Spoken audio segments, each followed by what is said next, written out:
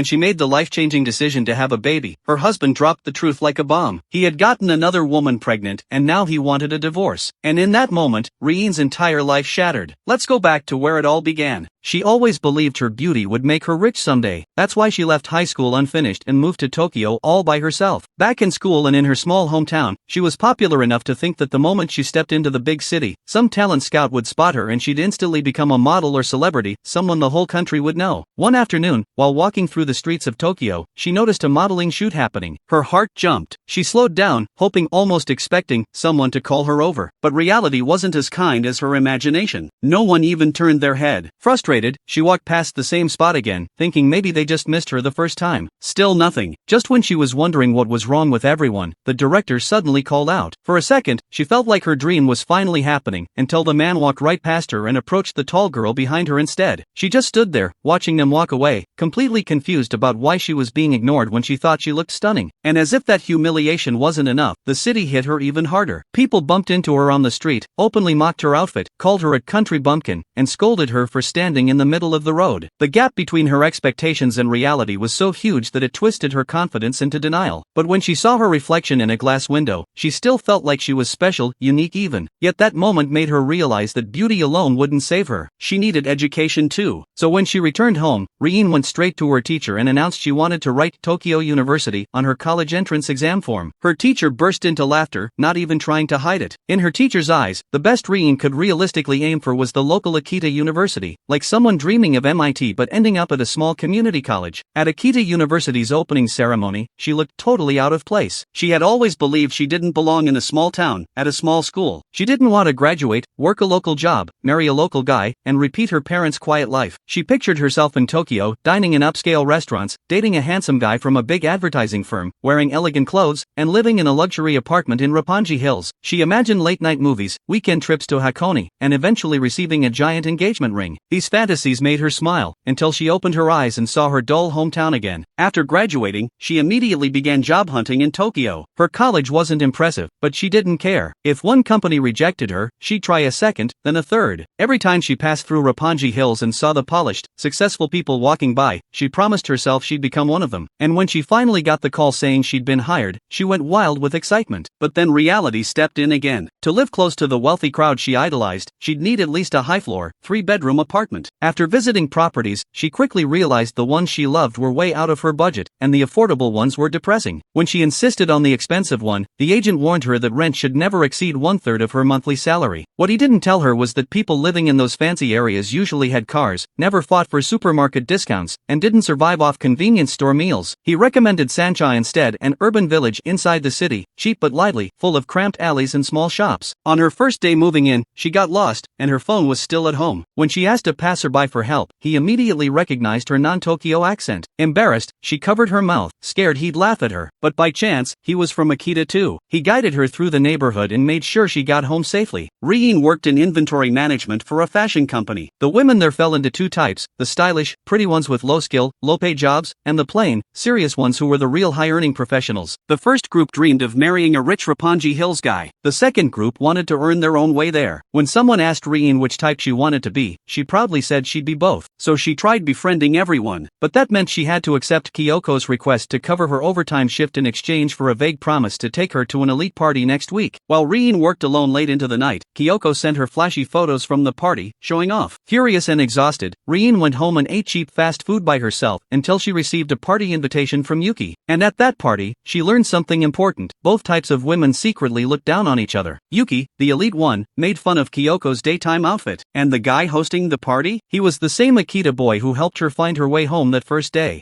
Kyoko was the kind of woman who believed a good life only came from landing the right man, a full-on gold digger. So to her, women like Yuki, women who built their own careers, were an insult to her worldview. Even though they joined the company the same year, Yuki had climbed her way up to department head through pure work ethic, while Kyoko spent 5 years chasing men at networking parties. And despite the massive difference in achievement, Kyoko never once stopped to admit her own mistakes. Instead, she trash-talked Yuki in front of every new hire who joined. Kyoko was the office's infamous social butterfly, attending a different different company mixer almost every night. She didn't just dress up, she made sure every man in the room remembered her. Heavy makeup, a perfect dress, and her signature move, subtly showing off her shoulders whenever she wanted attention. To a woman like Yuki, who valued competence over flirtation, Kyoko's antics were laughable. So when Kyoko cut her off in conversation that evening, it was like tossing gasoline on a flame. Yuki had known for years that Kyoko talked behind her back, and with a little alcohol in her system, she finally snapped. She exposed Kyoko right there in front of everyone, reminding them that Kyoko, who now acted all upper class, used to be so clueless when she first joined the company that she didn't even realize trains run in both directions. Yuki's blunt cruelty hit Kyoko straight in her insecurities, leaving her shaking with embarrassment. And then Kyoko fired back. She claimed she didn't know who that middle-aged man with Yuki had been recently, but she'd bet money he was either a client or someone living near Yuki's place. Her implication was clear, and it was vicious. The moment those words came out, Yuki froze. The whole room stiffened in discomfort. Everyone thought Yuki would defend herself, but instead, she quietly stood up and walked out. As soon as the door closed, Kyoko burst into a celebratory laugh. She toasted the birthday girl and tried to hype everyone into singing to lighten the mood. It looked like Kyoko had won. But Yuki wasn't done. Because she'd spent years socializing with high-status men, she could spot the wealthiest guy in the room with a single glance. Excusing herself with a shy act, she slid right into the seat next to him, Kyoko's target for the night. Kyoko was enjoying her moment of victory, completely unaware that Yuki was about to flip the whole party upside down. Then suddenly, Yuki walked back into the venue, a woman who usually never attended events like this. She wore a stunning designer outfit, her confidence refined and sophisticated. Every movement she made turned heads. Next to her, Kyoko looked childish. Without hesitation, Yuki cut right between Kyoko and the wealthy man, casually trapping Kyoko's drink under her own elbow. To keep up her sweet girl persona, Kyoko forced a smile and whispered, "It's fine," even though she was furious. Then Yuki spotted the man's Hermes tie. She smirked and said the color didn't match his personality at all. Trying to impress her, the man started taking it off, explaining that his boss insisted he wear it. Yuki replied, "Well, keeping your boss happy is important, isn't it?" Her confidence dominated the entire table. Kyoko tried desperately to take back control of the conversation, but within seconds, Yuki flipped the script again, turning Kyoko into their unofficial waitress by having her take everyone's drink orders. By the end of the night, Yuki walked out with the wealthy man. Watching their backs disappear, Kyoko clenched her fists. She swore she'd make Yuki pay. They had once been colleagues, now they were enemies. For the next month, Kyoko didn't show up at any dating events, so Yuki assumed she had finally given up. She even tried advising Riin, the newest employee, telling her not to waste time on makeup and parties but to focus on her work and build real success. But while Yuki was preaching discipline, a colleague walked over and called her into the meeting room. The moment Yuki stepped inside, she sensed danger. As a senior in the department, she could feel the tension. And she was right, she was brutally reprimanded in front of everyone, barely able to breathe under the pressure. From the conversation, Riin realized the woman scolding Yuki was the wife of the very man Kyoko had hinted at earlier. And the sight of Kyoko smiling smugly in the corner confirmed everything. When colleagues asked how Kyoko knew so much, she proudly admitted she had spent an entire month's salary hiring a private investigator. No wonder she hadn't gone to any events recently. Her confession sent chills through the room. Meanwhile, with Yuki's help, Riin had grown close to Shaki, the guy who helped her when she first got lost in the city. Since Shaki and Yuki were college friends, Riin eventually asked him about Yuki's situation. He sighed and said, "It's okay, she'll recover." That's when he revealed the truth. In college, Yuki had been involved with one of her professors, and ever since then, she only dated married men. Because her scandal damaged the company's reputation, Yuki was transferred to Kyushu to manage one of their factories. On paper, it came with a promotion and a raise, but everyone knew it was actually a demotion in disguise. She had worked her way out of a tiny rural town, only to be forced back into obscurity. When she packed her things, she heard colleagues whispering, wondering if she would quit. Yuki calmly addressed them, said everything she needed to say, and walked out with her head held high. Seeing Yuki refuse to break made Riin respect her even more. But when Riin looked at Kyoko, still chasing men with the same desperate energy, something inside her shifted. And before she realized it, 5 years had passed. Riin had evolved from a small-town nobody into a capable career woman. But with her growth came a surprising truth. Her ordinary boyfriend no longer satisfied her ambitions. She began feeling jealous of the women who dated wealthy, handsome men, the kind of lifestyle she once dreamed of. And just like that, the cycle threatened to repeat. For the first time, Riin felt a strange restlessness rising inside her as she stared at her old, worn-out underwear. Things between her and Shaki were perfectly fine, more than fine, actually. They were happy, stable, comfortable. But slowly, her simple, ordinary life had stopped matching her growing expectations. Back in her hometown, Akita, this kind of cheap happiness was everywhere. It was normal, but she hadn't come all the way to Tokyo for a love that felt poor. Every day at work, her colleagues bounced from one high-profile party to another, and when they left without her, a deep uneasiness swelled in her chest. She'd worked like hell for 5 years, climbing from a junior position to department head, yet she was still living in a place like Sansha, while her juniors were eating partying and drinking in high-end clubs with high-end men. That contrast kept reminding her why she came to Tokyo in the first place. She wanted wealth. She wanted to marry rich. Suddenly, she understood why Yuki, despite having a great job and income, never settled down, and instead flirted with already taken men. People said it was a sickness, but maybe Yuki was just trying to break out of a life that felt too stable, too predictable, and now Riin stood at the same crossroads. Shaki hadn't done anything wrong. She didn't hate him, but to escape this suffocatingly stable life, she decided to end their 5-year relationship. Leaving her past behind, she rushed to join a social party that same evening. When she arrived right on time, she was told they were waiting for another girl, Rina. Riin couldn't understand why they'd invited such a stunning model. No explanation was given. The guys simply laughed loudly. They were using Rina as bait to attract higher quality bachelors to the party, even using her pictures on the event promotions. Rina, being a little too trusting, was great at spotting men with bad intentions. The moment Rina walked in, every man's attention snapped toward her, but after chugging a beer, she suddenly let out an enormous belch right in front of everyone. Half the room recoiled in disgust. Only one man tried talking to her, and just like that, she landed on their internal blacklist, because only a guy who wasn't serious would approach a beautiful yet crude woman like that. Before Riin could adjust to this strange party environment, a man claiming to be wealthy plopped down beside her. Without hesitation, he said, "I'm 28, make 8 million yen a year, I'm the highest earner in my batch, and I'm next in line for promotion." His shameless bragging instantly turned her off. Sure, everything he said might have been true, but the zero-respect attitude ruined it. She was about to excuse herself to the bathroom when she ran into someone who had arrived late. Ryuji, quiet, polite, and a bit shy, he immediately caught her attention. She forgot all about the bathroom. Not only was he young and rich, but he was genuinely gentle. And when he mentioned he lived in Ebisu, she quickly added that she was thinking of moving there too. To fit into Tokyo's high society, she signed for an expensive Ebisu apartment, spending far more than she could comfortably afford. She wasn't about to lose a man like Ryuji. Determined to upgrade herself, she walked into a luxury lingerie boutique to find the perfect pieces. But 3 sets cost her 65,323 yen, way beyond what she expected. Still, she held her breath and paid with her card. Walking out, she felt like a different woman, more confident, more hopeful, more deserving of the future she envisioned. Outside, she noticed a middle-aged couple happily eating okonomiyaki together. Suddenly she saw the life she would have had with Shaki, simple, average, predictable. That was exactly what she didn't want. She remembered Ryuji telling her sincerely that they could date regularly, and her heart fluttered. She was no longer the girl who ate at street stalls, she was becoming an elite woman with reservations at high-end restaurants. Meanwhile, Shaki wandered through the small home they'd shared for 5 years, confused, hurt, and unable to understand how a good relationship had collapsed overnight.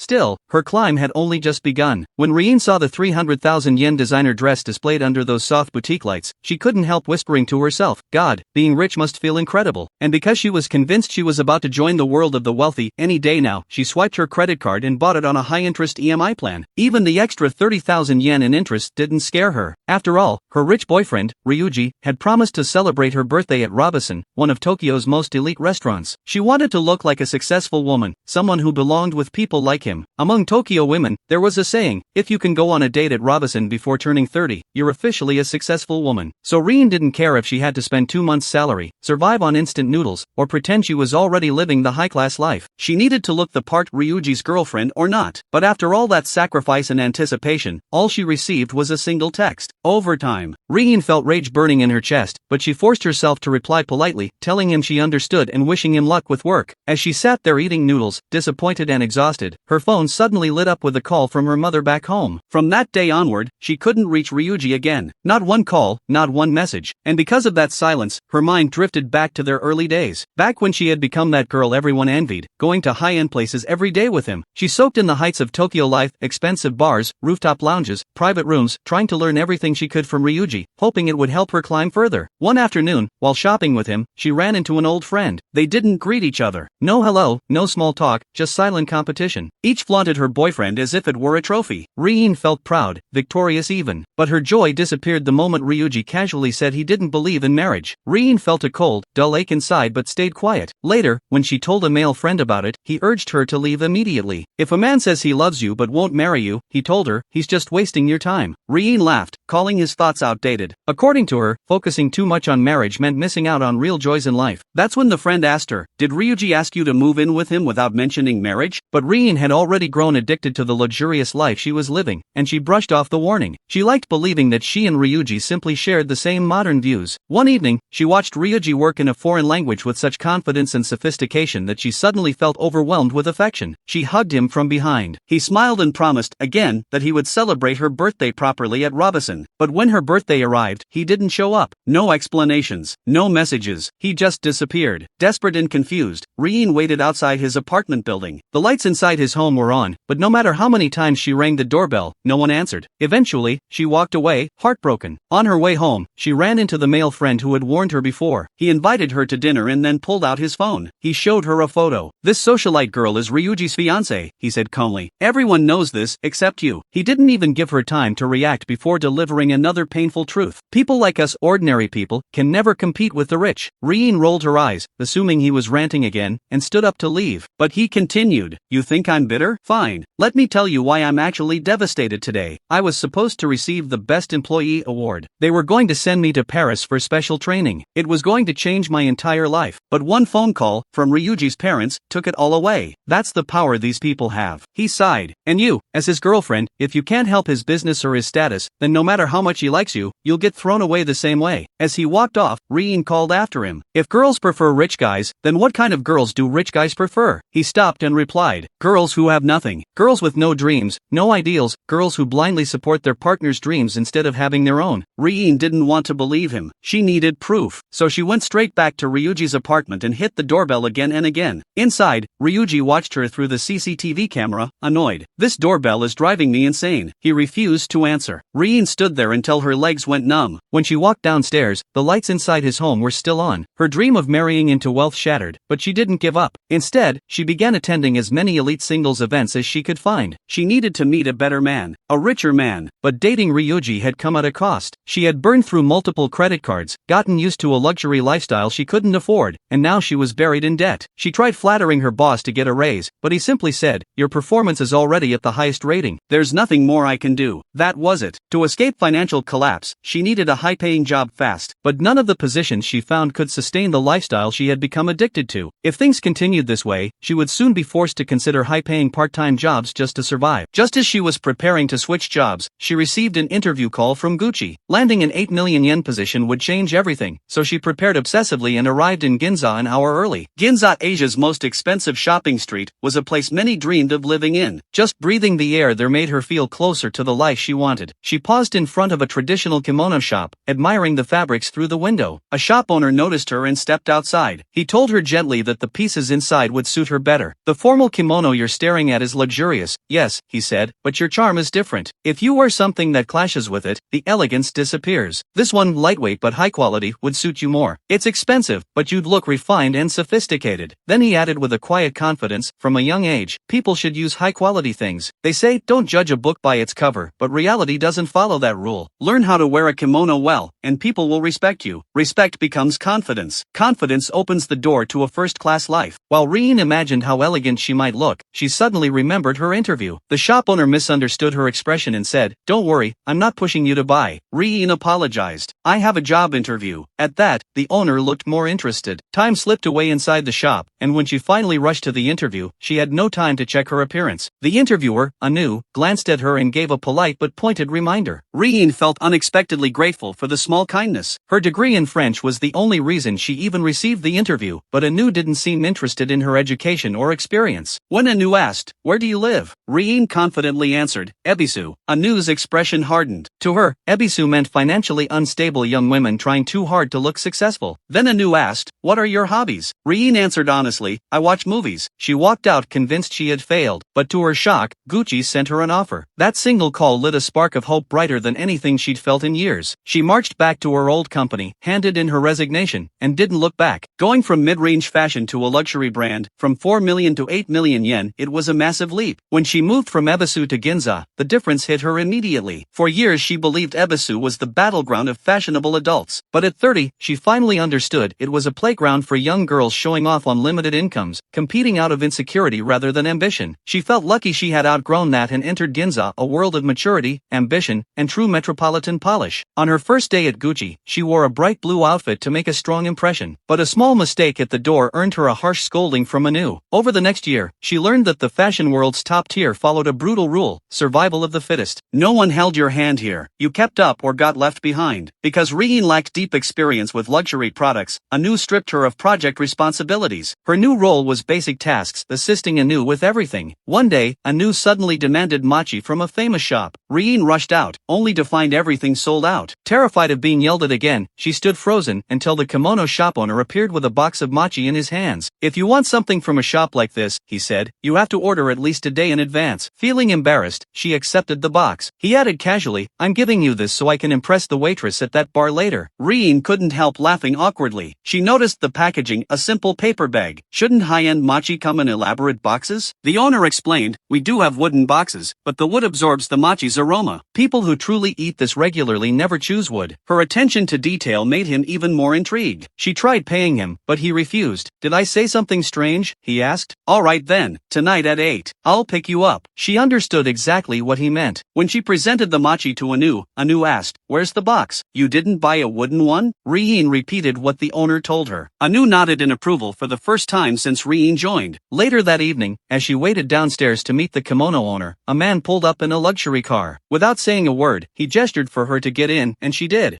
After being abandoned by a wealthy man, Riin had sworn she would never depend on any man again. She believed she had finally learned the truth about upper-class men, their charm, their lies, and the way they used their money to twist a woman's world. She promised herself she would never fall for that trap again. But, were all rich men really the same? Because the man standing in front of her in a kimono didn't quite fit into the mold she thought she understood. He admired Riin's sharpness that day. After helping her at the shop, he refused to take money and said calmly, "I don't like talking about money," before walking away. Riin had experienced enough heartbreak to understand the hidden meaning behind a man's humble words. She simply wanted a quiet dinner that evening. But as she waited outside her office building, another man approached and motioned her toward his luxury car while still speaking on the phone. When she hesitated, stunned by the car, he handed her a shoebox. As the head of Gucci's department, Riin instantly recognized the brand. These heels were from a world-renowned designer. Confused, she opened the box at his request, and the sight of the elegant, expensive high heels nearly shocked her into silence. When she slipped them on, she froze. They fit perfectly. With a proud smile, the kimono shop owner said, "My eyes are the most accurate measuring tape." He took her to a high-class music restaurant and ordered ashi shrimp as the appetizer, French truffle foie gras as the main course, and Krug champagne to accompany it. Before the waiter left, Riin insisted she would pay for dinner, but he simply smiled. "You already thanked me earlier," he said, referring to the help she unknowingly gave him before. His words stunned her. For the first time, she understood something important. Even among the wealthy, there were levels. She had dated a rich man before Long Ji, but his world and this man's world were entirely different. And just like that, she found herself drawn into another man's carefully crafted, sweet paradise. For the next 2 years, he took her to every top restaurant in Ginza and showed her a luxurious life most people could never imagine. It was like stepping onto an escalator made of pure money, effortless, smooth, lifting her up into the upper class. He couldn't offer marriage, but he offered her a taste of a world built on elegance and indulgence. And because of him, Riin, living a flawless, first-class life, ended up on the cover of a magazine on her 33rd birthday. When she met her old friends again, she purposely placed the magazine right at the top of her bag. But as the celebration began, they apologized and ordered non-alcoholic beer. Riin didn't understand until they all started laughing. One was breastfeeding. One was pregnant. Another was already 8 weeks into her second pregnancy. Watching them, women who had once roamed Tokyo with her, now tied to homes, husbands, and children, she felt a strange loneliness. She pulled out the magazine to share her success, but it was clear they didn't care. Their conversations revolved around their husbands' routines, school admissions, and diaper brands. They took out their phones only to show endless photos of their kids. Riin felt like an outsider in her own friend group. Quietly, she slipped the magazine back into her bag, lifted her glass, and finished the champagne in one go. She had gone out seeking a little comfort, a little pride. Instead, she discovered she no longer belonged to the world she came from. In everyone else's eyes, Riin looked like a successful, glamorous woman, but in reality, she had drifted far from normal society. If she wanted the warm kind of happiness, marriage, family, stability, she would need to leave the man who gave her this luxurious life. But every time she thought about everything he had done for her, guilt tightened around her chest. Finally, for the first time ever, she called him to meet at a hotel. He praised her courage and leaned in to kiss her, but she stopped him and said she wanted to break up. "I once believed marriage and children were small happinesses, like a frog unable to imagine the ocean," she said quietly. "I never knew what it felt like to walk on the soft carpet of a luxury apartment, or taste a meal in a private kabuki theater box. But now that I've seen all this, I'm not sure that life can truly make me happy." She tried to explain, guilt filling her voice, but he stood up. "You really have grown up," he said. He gently touched her head, whispered, "Be happy," and walked away without hesitation. By the time she processed it, he had already disappeared down the corridor. His coldness cut deeper than she expected. Had he ever loved her at all? The next day, she found herself standing in front of the kimono shop again. He acted perfectly normal, too normal, which only fueled her anger. She dialed the shop's number and told everything to his wife. Riin expected the wife to explode in rage, but she simply said, "Thank you for telling me," and hung up, calm, emotionless. Riin stood frozen in disbelief. Later, when she told Anna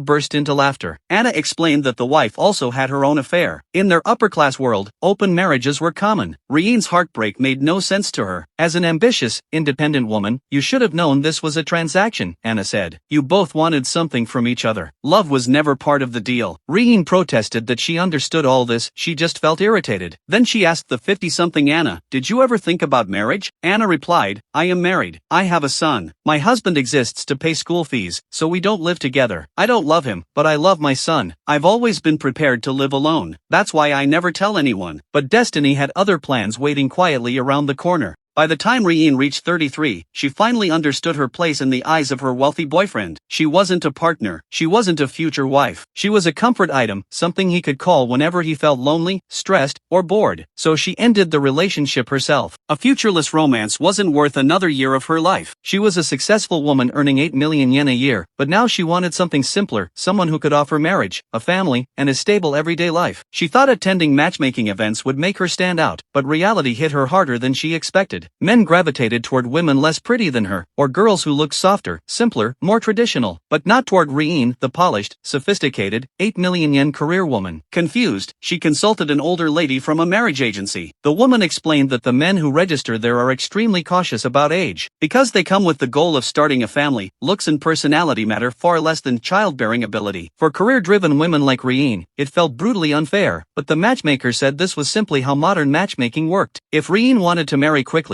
she needed to lower her expectations. Riin had assumed that a 30-year-old man making 10 million yen a year and standing above 175 centimeters wasn't an unreasonable expectation for someone with her qualities. But the matchmaker laughed. Men like that preferred small 20-something girls fresh out of college or even poor students still working part-time jobs. The older woman didn't just tell her to lower her expectations, she advised her to change everything about her appearance for future dates. Her clothes, according to the matchmaker, screamed luxury, wealth, and high maintenance. Where other women invested in things that didn't show soft skin, shiny hair, Riin was wearing labels the way others wore makeup. Her nail polish was too trendy. She needed something softer. Her hairstyle was too sharp. Men preferred something lively, gentle, feminine. "You're an independent, powerful woman," the matchmaker said, "but this style only attracts other women. You need to shift toward what men find inviting." Walking alone down the street afterward, Riin felt a dull ache in her chest. Everything she had worked so hard to earn, her style, her confidence, her success, had become the biggest obstacles to her marriage prospects. No matter how accomplished she was, being a woman, and especially her age, seemed to erase it all. To release her frustration, she slipped into a bar. There, she unexpectedly spotted the ex-fiancé of her first rich boyfriend, Ryusei. Riin recognized her immediately and debated whether to escape or confront her. But the woman noticed her first. Her reaction stunned Riin. She apologized for stealing Ryusei, then lifted her hand to show she wasn't wearing a wedding ring. She explained her divorce had happened long ago. Riin couldn't understand how a marriage between two elite families had collapsed. The woman confessed she had chosen who to marry, but never thought about what life after marriage would feel like. Then she handed Riin a card for her flower shop, her dream, finally realized after divorce. Her words planted something heavy inside Riin's heart. Maybe it was time to lower her own ideals too. Because she was a woman of action, Riin forced herself to meet at least 2 men every week. After a month and 30 introductions, she finally chose someone to marry. He was 39, average looks. He worked at a trading company and earned 9 million yen a year. His parents, both retired teachers, needed no care from him. He lived with his older brother's family, so future responsibilities were minimal. But the real reason she chose him was simple: he brought stability, not chaos. At 37, Riin had purchased a high-rise apartment with cash. With their combined annual income now at 17 million yen, they could afford any lifestyle they wanted. She no longer believed in fairy tale princes, so she accepted this outcome as a reasonable kind of happiness. Standing beneath her new building, she remembered the dream she had when she first arrived in Tokyo, Roppongi Hills, the tower filled with the truly extremely wealthy. Compared to that, her new building was just a middle class can even if she lived on one of the highest floors. A quiet sadness washed over her. She replayed her childhood dreams, her long fight to escape her rural hometown, to build financial security. She once believed she was special enough for a glamorous, romantic life. But now she realized that simply surviving, earning, moving, climbing, had taken most of her strength. This is life, she whispered to herself with a small smile. She didn't feel like the hero of her own story, but she convinced herself she was content. Yet the moment she tried to embrace this new happiness, reality pushed back. While she and her husband browsed a pet store, he agreed to her request to get a cat, but casually added that his parents were hoping for a grandchild soon. Riin hadn't expected baby pressure so soon after dodging the crisis of a loveless marriage. If she swallowed her pride, her life would be easier, but something inside her resisted. During a riverside walk later, her husband took her hand. The gesture triggered memories of her first boyfriend, Naoki, quiet, reserved Naoki, who had expressed love through the gentle way he held her hand. Her husband's touch carried none of that warmth, and for the first time, Riin wondered if she had truly chosen happiness, or just chosen the safest option. Yet the truth she uncovered changed everything she believed again. Kobayashi Riin used to earn 8 million yen a year, an undeniable corporate queen. And yet, she ultimately married a quiet, ordinary-looking man with a decent family background and clean reputation. As long as she convinced herself she'd made a practical choice, everything felt fine. Until she discovered the truth, men before marriage and men after marriage were two completely different species. One evening, after a draining day at work, she finally walked through the door only to find her husband lounging on the sofa as if he'd just finished climbing Mount Everest. He glanced at her, frowned, and asked, "So, what's for dinner tonight?" Out of instinct, she apologized for not having time to cook. But then she noticed the coffee table overflowing with trash, the sink filled with dishes, and clothes scattered everywhere like a tornado had passed through. Her frustration simmered, but she still picked up the clothes and headed toward the laundry room. The moment she saw an entire mountain of unwashed clothes already piled on the washing machine, something inside her snapped. "We live here together," she said sharply. "If neither of us does anything, then obviously everything falls on the other person. Is that what you want?" When he looked irritated, she added, "If you're mad, just say it. Why do you have to be passive-aggressive?" He snatched the clothes from her hand and tossed them into the machine. "I didn't mean you should do it right now. Are you listening? I'm talking to you." Since their marriage was still new, she held herself back. After steadying her voice, she suggested they go out for dinner instead. Her husband assumed it was her way of making up, so he took her to a tiny manjayaki stall. The food was delicious, but the lack of effort, no reservation, no thought, felt like a slap. Earlier, she'd gotten ready, dressed beautifully, thinking they'd go somewhere nice. In the elevator, a woman smiled nervously and said she chose a lower floor because she was afraid of heights, a flimsy excuse to hide that she couldn't afford a unit on the higher levels. Riin could sense the insecurity immediately, but her husband rushed to defend the stranger, calling her sweet and innocent. "If a woman like her finds the right guy, she can live here without even trying," he said. "Men don't get that luxury. We have to earn everything." By the time Riin realized he was indirectly criticizing her independence, they'd already reached the food stall. She swallowed the disappointment quietly. There had been signs earlier. Once, she canceled a meetup with his friend Mr. Kondo because the man endlessly bragged about his children. Her husband didn't see the issue. "It's not a big deal," he'd said. She explained, "I wouldn't mind if he bragged about his career or skills, but he has nothing to show except his kids." "It's depressing." That's when her husband replied, "Women always," and she froze. For the first time, she saw who he truly was. Later, she attended a gathering of women without children. They spoke confidently about choosing careers, travel, and independence. Riin agreed with much of what they said, but a part of her wondered if it was just refined self-comfort, sour grapes dressed in feminist language. On the other side, mothers claimed women without kids weren't complete. Both groups mocked each other, and Riin felt strangely alone between them. One day, while cleaning, she found a book among her husband's things marked with an odd emblem. It was a guide on building relationships. Suddenly she remembered the words he used when courting her. "I have dreams, but I want my wife to have her own dreams too. Supporting her goals will be my goal." Back then, she thought she'd found a gentle, stable man. Now she wondered if everything he'd said was scripted. Even so, she put the book back without confrontation. She still wanted a peaceful family, maybe a daughter, maybe a lively son, some vision of happiness she'd held onto since young. Trying to be that good wife, she made a special steak dinner one evening. When he walked in, he smiled and said, "This is exactly what I wanted. Coming home to dinner ready. That's what I've expected from marriage." It was his first honest confession, and it broke her. Had she known earlier that this was the life he wanted, she would never have married him. Yet she endured. And strangely, for the first time, she felt a faint curiosity about having a child. She attempted to be affectionate that night, but he simply turned away and rejected her. And just when she felt steady, life twisted one more time. Komatsu Riin had built a career most people couldn't even dream of: 8 million yen a year, complete financial independence, and a reputation sharp enough to cut glass. But that night, for the first time in her life, she set her ego aside in the name of being a good wife. She slipped into a silky, flattering flattering nightdress, rehearsing softness she rarely allowed herself to show. But when she stepped into the bedroom, ready to bridge the emotional distance between them, she found her husband already half-conscious, reeking of alcohol, barely able to sit upright. Even after constantly testing her limits, even after pushing her patience thin, she still spoke gently. "Masato, go take a shower," she said softly. He mumbled, slurring, yeah,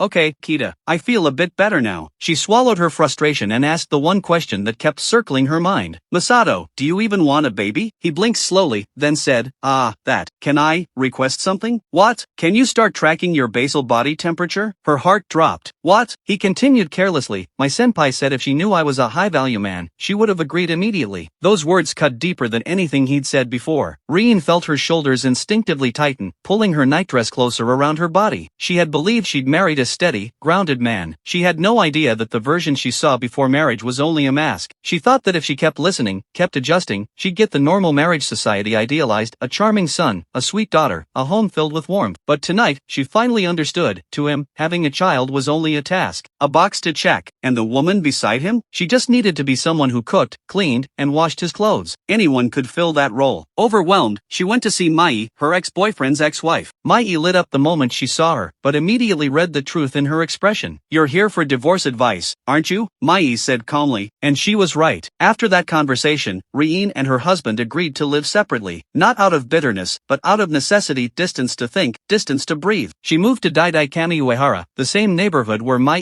had rebuilt her life. For the first time in years, Riin lived alone. But instead of loneliness, she felt a strange clarity. Every morning she visited a small cafe beneath her building. The bread was delicious, but what really made her mornings lighter was the charming waiter, Yukihira. A gentle voice, an easy smile, just enough to remind her that her life didn't have to be small or suffocating. As she walked through the quiet streets, she remembered how life used to be, leaving home each morning to the sound of children crying or laughing in neighboring apartments. But here, there was only peace. People respected boundaries. The silence wasn't empty, it was comforting. The area smelled of freshly baked bread, warm butter, and rich coffee. There were bakeries on every corner, each batch of bread brighter and softer than the last. The fragrance alone made her restructure her days: sleep earlier, wake earlier, breathe easier. Her skin glowed again, and she carried herself with the serenity of someone rediscovering her identity. Through Mai, she met several independent, successful women who lived exactly as they wanted. They were relaxed, open, fulfilled. They were homemakers and professionals at the same time, without smelling like kitchen oil or exhaustion. Instead, they smelled of soft fabric conditioner and hot lattes. Just when Riin had not yet decided what to do about her marriage, her husband showed up unexpectedly with news that tore through her quiet life like a storm. He looked pale when he said, "She's pregnant." Riin stared at him. "So, you were having an affair?" No, nothing like that. "But you slept with her." "That is an affair. If you say it like that, then yes. But it's not. No, it's different." He sank to his knees, begging for her forgiveness, insisting everything was his fault. Riin, however, remained unnervingly calm. She asked who the woman was. He whispered the name. A contract worker at his company. And at that, everything clicked. Contract workers were always let go after their term ended. Full-time employees often showed them pity, hosting farewell parties. Riin sighed as he fumbled through explanations. "Her name is Inko. At the party, she sat beside me. Her shirt button broke and she said." Flashback. "Poor thing, your wife didn't even notice?" From there, excuses, drinks, small touches, and then the inevitable. He claimed it just happened, but after weeks of silence, Inko returned with the news of her pregnancy. Riin understood immediately. She didn't believe men were that easily seduced, but she also didn't bother arguing. Instead, she congratulated him, sincerely, because she realized she was free. She even felt a strange superiority, as if she were releasing him into whatever dream he had always actually wanted. When Inko later approached her, she kept thanking Riin, calling her such a good wife, speaking with exaggerated politeness. After she left, her words echoed painfully. "The fish you never caught always seems the biggest, doesn't it?" In that moment, Riin understood society's cycle. When you're single, they pressure you to marry, because they believe marriage equals happiness. After marriage, they pressure you to have kids, because motherhood is true happiness. They had forced her into a definition she never chose. With the divorce papers before her, she wondered if signing them would finally free her from this repeating script. But then she hesitated. Yes, many women could have children, but women like her, who led major projects, who made decisive calls, who built real careers, were rare. And despite everything, the idea of never experiencing motherhood left a hollow ache inside her. She signed halfway, and then broke down sobbing. Later, with swollen eyes and trembling hands, she found herself walking toward the bakery, toward Yukihira, toward someone who, at the very least, didn't see her as replaceable, toward the first quiet moment of hope she'd felt in years. Still, her journey wasn't done. Another storm was approaching silently.